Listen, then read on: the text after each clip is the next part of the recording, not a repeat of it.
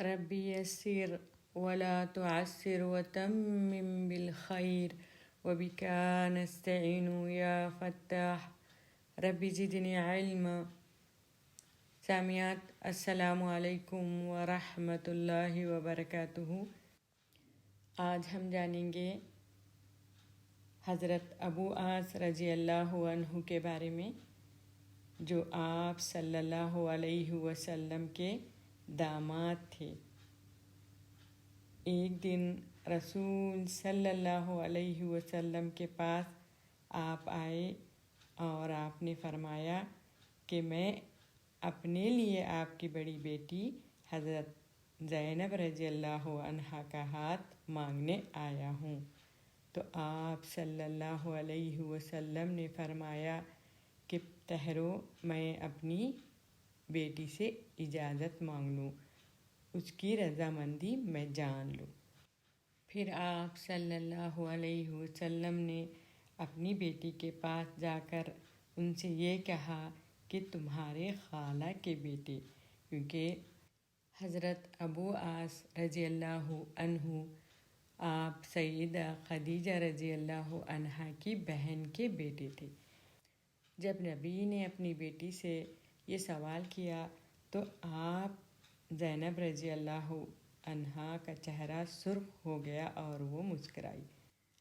اس طرح آپ دونوں کی شادی ہوئی۔ یہاں سے ایک محبت کی داستان شروع ہوتی ہے، اور ان کے یہاں ایک بیٹا جس کا نام انہوں نے علی رکھا تھا، اور ایک بیٹی جس کا نام امامہ۔ وہ دونوں آپ کی زندگی میں آئے۔ پھر اس محبت کی آزمائش شروع ہوئی۔ یہ دونوں میاں بیوی ایک دوسرے کو بہت چاہتے تھے، ایک دوسرے کے بغیر نہیں رہتے تھے۔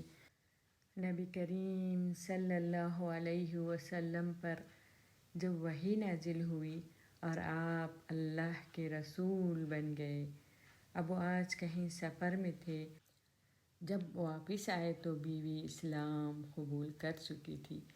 جب آپ گھر میں داخل ہوئے تو آپ کی بیوی نے کہا، میرے پاس تمہارے لیے ایک عظیم خبر ہے کہ میرے ابو نبی بنائے گئے ہیں۔ اللہ سبحانہ و تعالیٰ نے اسلام کی تبلیغ کے لیے انہیں چنا ہے، اور میں اسلام قبول کر چکی ہوں، میں مسلمان ہو چکی ہوں۔ تو ابو عاص یہ خبر جب اپنی بیوی سے سنے تو اٹھ کر باہر نکل چلے۔ حضرت زینب نے جب یہ دیکھا تو وہ خوف زدہ ہو گئی اور ان کے پیچھے پیچھے باہر نکلی اور اپنے شوہر کو اسلام کی دعوت دی، جس کو ابو عاص ٹھکرا دیتے ہیں۔ اب دونوں کے درمیان ایک بڑا فاصلہ پیدا ہو جاتا ہے۔ آپ اپنی طرف سے پوری کوشش کرتی ہے کہ اپنے شوہر کو اسلام کی دعوت دے۔ وہ کہتی ہے کہ میں اپنے ابو کو جھٹلا نہیں سکتی، اور نہ ہی میرے ابو کبھی جھوٹے تھے۔ وہ تو صادق ہیں اور امین ہیں، میں اکیلی نہیں، میری ماں اور بہنیں بھی اسلام قبول کر چکی ہیں۔ میرے چاچا زاد بھائی حضرت علی بن ابی طالب رضی اللہ عنہ بھی اسلام قبول کر چکے ہیں۔ تم کو کیا میرے ابو پر یقین نہیں؟ تب ابو عاص کہنے لگے، مگر میں یہ نہیں چاہتا کہ لوگ یہ کہیں کہ اپنی قوم کو چھوڑ دیا، لوگ یہ کہیں گے کہ اپنی قوم کو چھوڑ دیا، اپنے آباء و اجداد کو جھٹلایا اور اپنے بیوی کے باپ کی پیروی کی۔ بہرحال ابو عاص نے اسلام قبول نہیں کیا، یہاں تک کہ ہجرت کا زمانہ آ گیا۔ حضرت زینب رضی اللہ عنہا اپنے باپ کے پاس آتی ہے اور کہتی ہے کہ یا رسول اللہ، کیا مجھے اپنے شوہر اور بچوں کے ساتھ رہنے کی اجازت دیں گے آپ، یا پھر کیا میں ہجرت کروں آپ کے ساتھ؟ تب رسول صلی اللہ علیہ وسلم نے ان کو یہ کہا کہ تم اپنے شوہر اور بچوں کے ساتھ رہنا، ہجرت نہیں کرنا۔ وقت گزرتا گیا اور آپ اپنے بچوں کے ساتھ ہی مکے میں مقیم رہے۔ یہاں تک کہ غزوۃ البدر کا واقعہ پیش آیا اور ابو عاص قریش کی فوج کے ساتھ اپنے سسر کے خلاف جنگ لڑنے کے لیے روانہ ہوئے۔ حضرت زینب رضی اللہ عنہا خوف زدہ تھی کہ اس کا شوہر اور ان کے والد کے خلاف جنگ لڑیں گے، اس لیے روتی ہوئی کہتی تھی، اے اللہ، میں ایسے دن سے ڈرتی ہوں کہ میرے بچے یتیم ہوں، یا پھر ایسے دن سے کہ میں اپنے ابو کو کھو دوں۔ اس طرح وہ دونوں کے لیے سلامتی کی دعا کیا کرتی تھی۔ مسلمان جنگ جیت گئے اور ابو عاص اپنے سسر کے یہاں قیدی بنے رہے۔ حضرت زینب رضی اللہ عنہا سب سے پوچھتی ہے کہ میرے والد کا کیا بنا؟ لوگوں نے بتایا کہ مسلمانوں نے جنگ جیت لی ہے۔ اس پر حضرت زینب رضی اللہ عنہا نے سجدہ شکر ادا کیا، پھر پوچھا، میرے شوہر کا کیا ہوا؟ لوگوں نے کہا، ان کو ان کے سسر نے جنگی قیدی بنا لیا ہے۔ اب آپ کے پاس اپنے شوہر کو چھڑانے کے لیے کوئی دولت تو نہیں تھی، کوئی قیمتی چیز نہیں تھی، تو آپ نے کیا کیا کہ اپنے والدہ ام المؤمنین حضرت خدیجہ رضی اللہ عنہا کا ہار جو ان کے گلے میں تھا، اس کو اتار کر فدیے کے طور پر اپنے والد کے یہاں بھیج دیا۔ رسول صلی اللہ علیہ وسلم ایک ایک قیدی کا فدیہ وصول کر کے ان کو آزاد کر رہے تھے۔ اچانک اپنی زوجہ حضرت خدیجہ رضی اللہ عنہا کے ہار پر نظر پڑی تو آپ نے پوچھا، یہ کس کا فدیہ ہے؟ لوگوں نے کہا، یہ ابو عاص بن ربیع کا فدیہ ہے۔ یہ سن کر رسول صلی اللہ علیہ وسلم رو پڑے اور فرمایا، یہ تو خدیجہ کا ہار ہے۔ پھر کھڑے ہو گئے اور فرمایا، اے لوگو، یہ شخص بڑا داماد ہے میرا، کیا میں اس کو ہار واپس کر دوں؟ اگر تم اجازت دیتے ہو میں اس قیدی کو آزاد کر دوں اس ہار کے ساتھ۔ تو سب لوگوں نے کہا، یا رسول اللہ، آپ جو چاہتے ہیں وہ کرو، ہم آپ کی ہر بات پر راضی ہیں۔ اس طرح رسول صلی اللہ علیہ وسلم اپنے داماد کو ہار تھما دیتے ہیں اور فرماتے ہیں، زینب سے کہو کہ خدیجہ کا ہار کا خیال رکھے۔ پھر فرماتے ہیں کہ اے ابو عاص، کیا میں تم سے اکیلے میں کچھ بات کر سکتا ہوں؟ پھر آپ نے کہا کہ اللہ کے طرف سے حکم ہوا ہے کہ کافر شوہر اور مسلمان بیوی کے درمیان جدائی کرنے کا، اس لیے میری بیٹی کو میرے حوالے کر دو۔ تو ابو عاص نے کہا، جی میں آپ کا یہ کام کر دوں گا، یعنی آپ کی بیٹی کو آپ کے پاس لا کر چھوڑ دوں گا۔ آپ نے یہ وعدہ کیا اور یہاں سے روانہ ہو گئے اپنے مال کے ساتھ۔ جب آپ اپنے گھر پہنچتے ہیں تو اپنی بیوی سے کہتے ہیں کہ اپنا سارا سامان باندھو، اب تم کو مدینہ میں جانا ہے وہاں رہنے کے لیے۔ تو وہ خوش ہو جاتی ہے، وہ کہتی ہے کہ کیا آپ نے اسلام قبول کر لیا ہے؟ ہم لوگ ہجرت کریں گے۔ تو وہ کہتے ہیں کہ نہیں، میں نہیں، صرف تم جاؤ گی۔ اس طرح آپ دونوں کی جدائی ہوتی ہے اور آپ اپنی بچوں کے ساتھ مدینہ منورہ چلی جاتی ہیں۔ 6 سال گزر جاتے ہیں۔ اسی دوران آپ کو کئی رشتے آتے ہیں، لیکن آپ کو انتظار تھا اپنے شوہر کا۔ وہ امید رکھتی تھی کہ ان کا شوہر ایک دن ضرور اسلام قبول کرے گا۔ 6 سال کے بعد ابو عاص ایک قافلے کے ساتھ مکے سے شام کو سفر کر رہے تھے۔ سفر کے دوران راستے میں صحابہ کرام رضوان اللہ تعالی علیہم اجمعین کی ایک جماعت نے اس قافلے پر حملہ کیا اور سارا مال ضبط کر کر وہ مدینہ منورہ لے گئے۔ اب یہاں پر ابو عاص جو سارے قافلے کے مال کے ساتھ جا رہے تھے وہ تو بچ گئے، لیکن ان کا سارا مال مسلمانوں نے لے گیا تھا جیت کر۔ سارے قافلے کا مال ابو عاص کے ذمے پہ تھا اور یہ ہار گئے تھے۔ تو اب کیا کرتے، یہ اپنی بیوی کے گھر کا پتہ اٹھاتے اور وہاں پر پہنچ جاتے۔